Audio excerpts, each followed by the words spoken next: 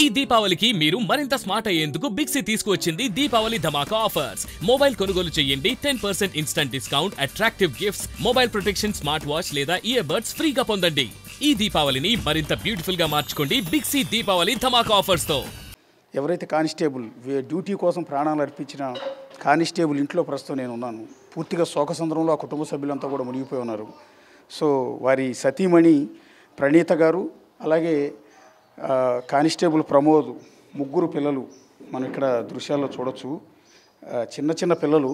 So Pramod కూడా మీరు విజువల్స్లో చూసుంటారు, చాలా చిన్న వయసు అతనిది. సో ముగ్గురు చిన్నపిల్లలు, పెద్ద బాబు, రెండో బాబు, మూడో బాబు. సో ఇందులో ఇంకొక బాధాకరమైన అంశం ఏంటంటే ఈ మూడో బాబుకి హెల్త్ సరిగా ఉండదు. బేసిక్గా ఆయన షుగర్ సంథింగ్ ప్రాబ్లంతో ఫేస్ చేస్తున్నాడు.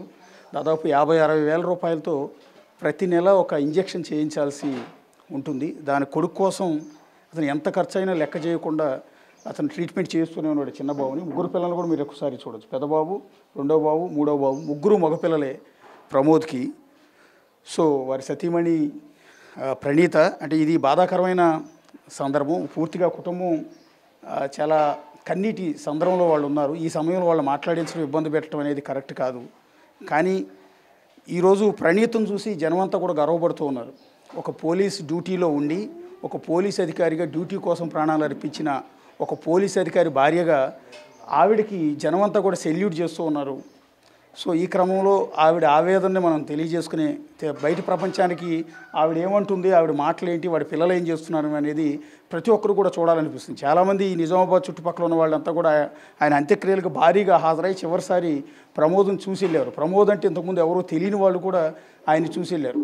కానీ దూర ప్రాంతాల్లో ఉన్న చాలామంది ప్రమోద్ని చూడాలని, ఆయన కుటుంబ సభ్యుల్ని చూడాలని ఉంటుంది. అందుకోసమే వాడి కుటుంబ సభ్యులతో మాట్లాడించే ప్రయత్నం చేస్తున్నాం. ముందుగా పిల్లలతో మాట్లాడిద్దాం. నీ పేరేంటి నాన్న?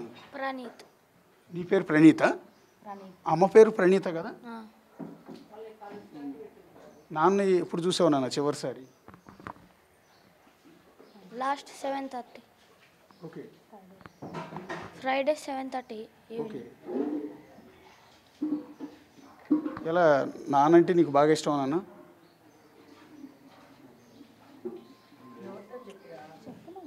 ఇష్టమే.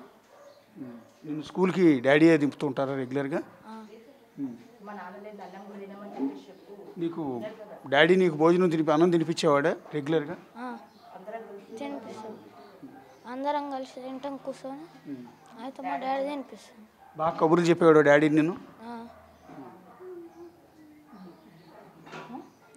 రేపు నువ్వు పెద్ద అయిన తర్వాత కూడా నువ్వు కూడా పోలీసు అవుతావా?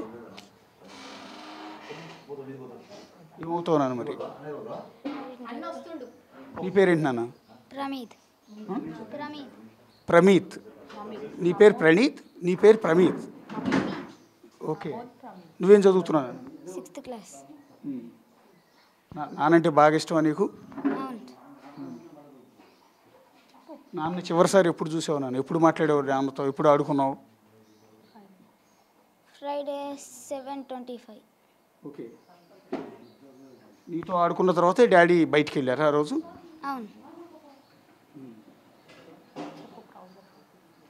ఎలా నానంటే బాగా ఇష్టమా నీకు?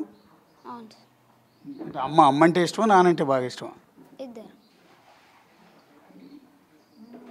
పెద్ద అయిన తర్వాత మరి నువ్వు కూడా పోలీసు అవుతావు నాన్నలాగా? అవును. పోలీసు అవుతావా? నీ పేరేంటి నాన్న? నీ పేరేంటి? డాడీ చెప్పు. డాడీ ఎక్కడికి వెళ్ళారు? డాడీ ఎక్కడికి వెళ్ళారు తెలుసా? ఒక డాడీ వస్తున్నాడంట ఆఫీస్ నుంచి.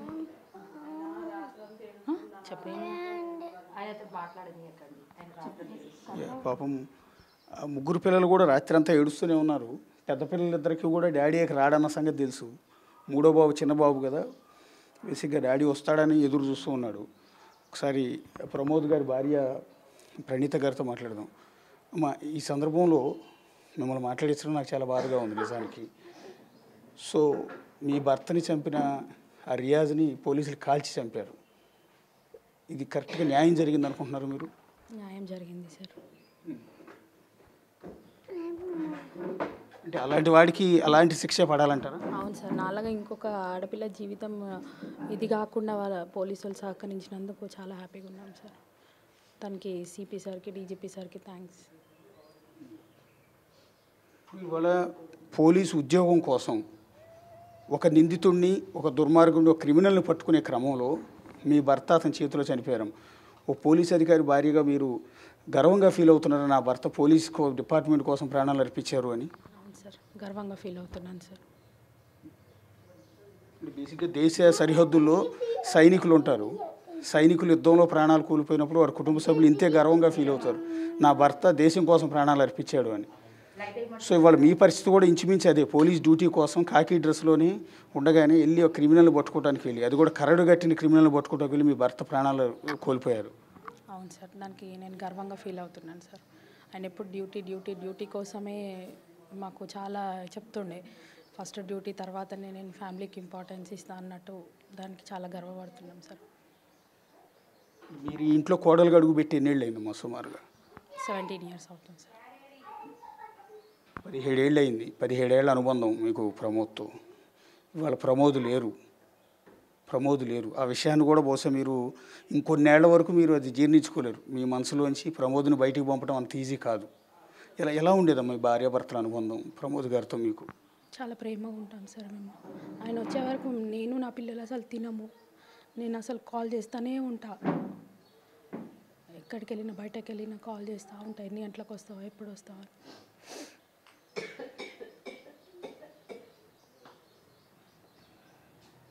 కానీ 10 minutesలో వస్తా అని చెప్పి అసలు మొత్తానికి రాకుండా పోయిండు.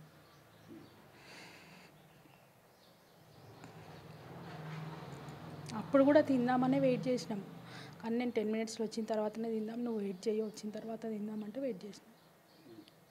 అంతే సార్, మళ్ళీ రాలేదు ఇంకా.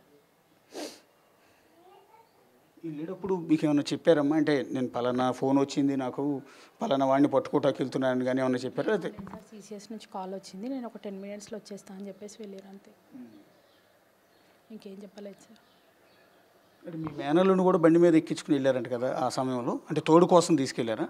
లేదు, అంటే బైక్ కొద్దిగా ప్రాబ్లం ఇచ్చింది, నా బైక్ ట్రబుల్ ఇచ్చింది అనేసి బైక్ మీద అక్కడ డ్రాప్ చేయమని వెళ్ళింది.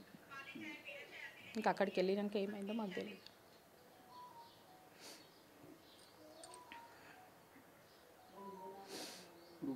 ఇప్పుడు ఆ రియాజ్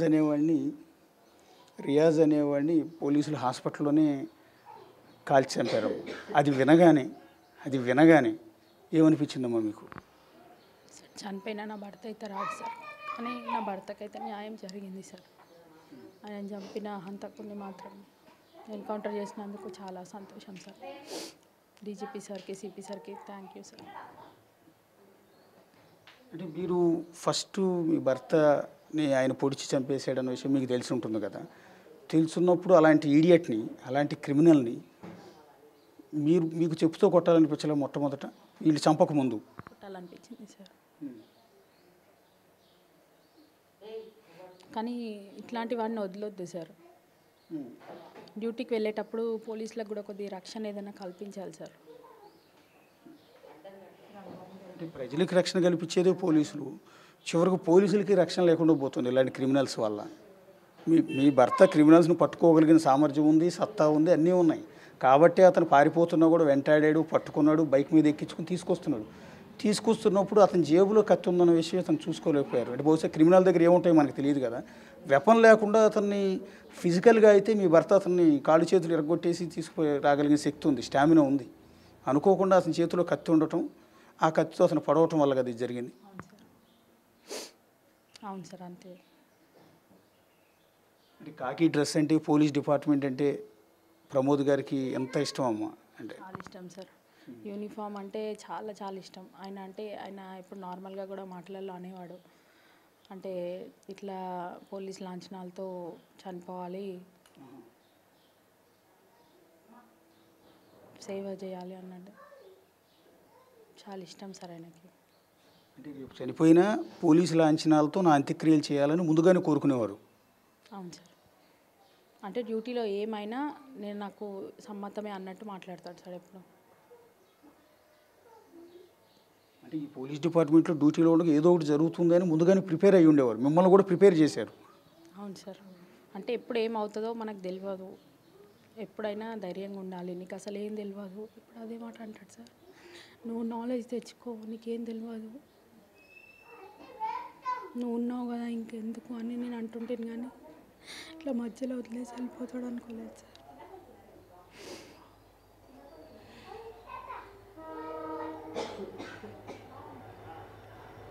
ఇప్పుడు మీ చిన్నబాబు ఉన్నారు కదండి, చిన్నబాబుకి ఏదో హెల్త్ ప్రాబ్లం, నెల నెల చాలా ఖర్చు పెట్టి ఇంజక్షన్ అవి చేయించేవారు అని చెప్తున్నారు. ఏంటమ్మా ప్రాబ్లం?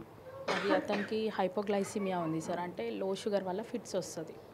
ఆ ఫిట్స్కి మనం అంటే డైరెక్ట్ ఐసీయూలో పెట్టి ఇంజెక్షన్స్ ఇవ్వాల్సి వస్తుంది సార్.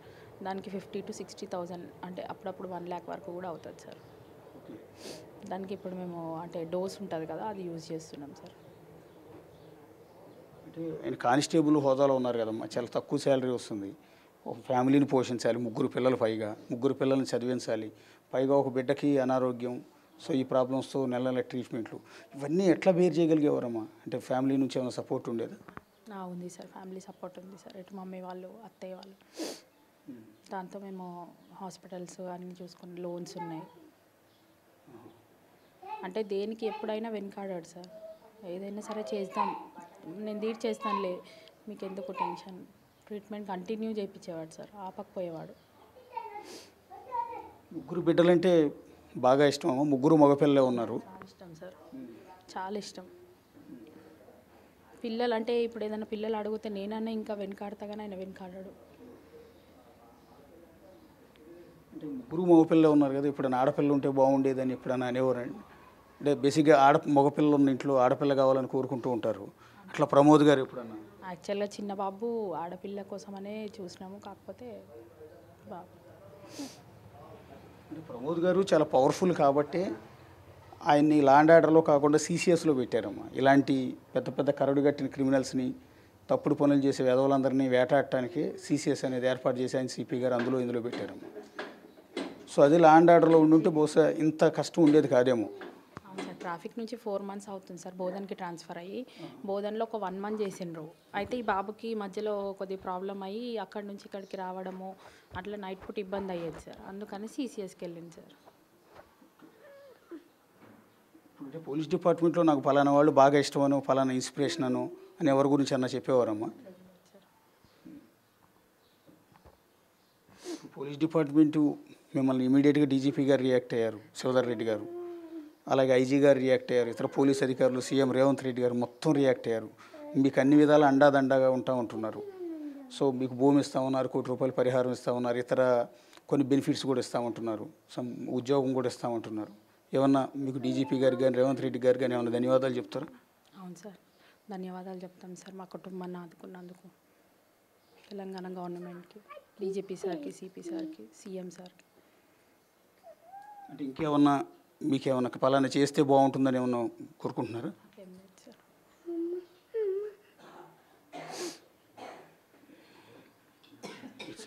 చాలా బాధలో ఉన్నారమ్మా మీరు. ఈ సమయంలో మిమ్మల్ని మాట్లాడించింది ఎందుకంటే మీరు ఒక డ్యూటీ కోసం ప్రాణాలు అర్పించిన ఒక పోలీస్ కానిస్టేబుల్గా మిమ్మల్ని చూసి అందరూ గర్వపడుతూ ఉన్నారు, కానిస్టేబుల్ భార్యగా. సో వాళ్ళందరికీ మీరు ఏం మాట్లాడుతున్నారో తెలియాలన్న ఉద్దేశంతో మీతో మాట్లాడించాం. అది మనతో పాటు మాట్లాడారు ప్రణీత గారు.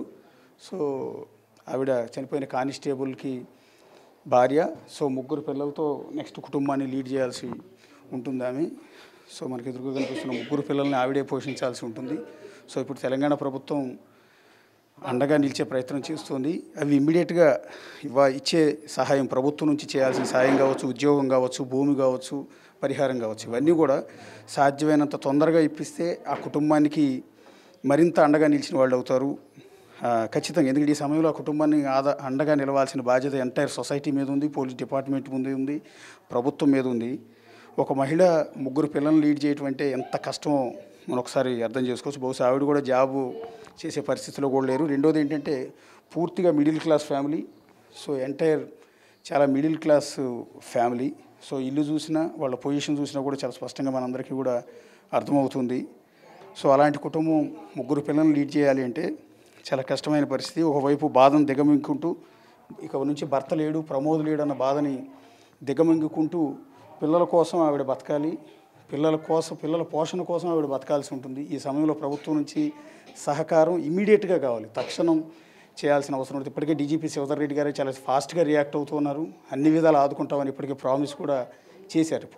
ఎంటైర్ పోలీస్ డిపార్ట్మెంట్ కూడా ఇటు అండగా ఉంది. ప్రస్తుతం ప్రమోద్ తల్లిగారు, అమ్మ మీరు మీ అబ్బాయి గారమ్మా? అవయ్యా నా చిన్న కొడుకైనా ప్రేమ చూస్తుండే, పలకరిస్తుండే, అమ్మ నువ్వు మంచిగా ఉండే అమ్మ అంటుండే. ఒక మాట అనకపోతుండే అయ్యా. రోడ్డుకి పోయేటప్పుడు రోజు చెప్పిపోతుండే, అమ్మ నేను పోతున్నమ్మా అని. ఏం చెప్పాలి అయ్యా. ఇంటికి కూడా వచ్చిండో రాలేదో నాకు తెలియదు అయ్యా. నా కొడుకు ఈ డ్యూటీకి పోతాను వాయే, గద్దోలు వాయే అయ్యా. ఇట్లా అయిపోయాయ్యా నా కొడుకు. ఎంతమంది ఉన్నా నా కొడుకునైతే ఏం కాదయ్యా, తెస్తామా అయ్యా. నా కడుపు కోత ఎవరు భరిస్తారు బిడ్డ. ఎంత అన్న ఆడినా నా కొడుకు అమ్మ అని పిలుస్తుండే బిడ్డ. అమ్మ అని పిలుపుకు ఇది కాకుండా అయిపోతుంది నా కొడుకు. 7 వెతికిన 5 రోజుల నుంచి కనబడతలేడు. అయ్యమ్మ అటు మీదకి వెళ్ళి చూస్తున్నా, పెంచేదానికి ఇటు చూస్తున్నా, కనబడతలేడు అయ్యా 5 రోజులు. ఎప్పుడైనా అడవుటి మీద పోతే కూడా 2 రోజులు రాగానే అమ్మ అమ్మ అంటుండే. ఏది లేదయ్యా, ఎప్పుడు అమ్మ లేదు, ఏమి లేదు. వాళ్ళ పిల్లలు, వాళ్ళ భార్య అలా లెక్క అయిపోయినామయ్యా. ఎవరున్నా ప్రేమ మీదకి రాదయ్యా. ఎంతమంది ఉన్నా అందరూ నా కొడుకుని వదిలేసిపోతారయ్యా. 7 నెలలు ఎత్తుకోవాలయ్యా. నేను నా కొడుకులు 7 నెలలు వాడేసిపోయినా నేను తెచ్చుకుంటుంటయ్యా. తెచ్చుకొని నేను చదువుకుంటుంటయ్యా నా కొడుకులు.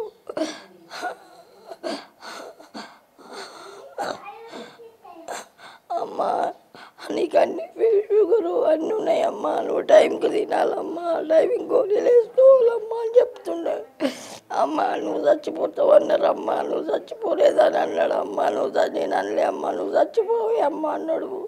అందరూ చచ్చిపోతుంది అన్న కానీ ఆయన మాత్రం చచ్చిపోదు, మా అమ్మ బతుకుతుంది అన్నాడు. అటు తీసుకుపోయినరు అయ్యా, యశోదరు తీసుకుపోయినరు, అన్ని చూపెట్టిండ్రు. పెద్దోడు చిన్నోడు తీసుకుపోయి అన్ని చూపెట్టిర్రు. ఇప్పుడు ఎటు పోయినా పెద్దోడు ఒక్కడే పోతాడు, చిన్నోడు రాడు కదా అయ్యా.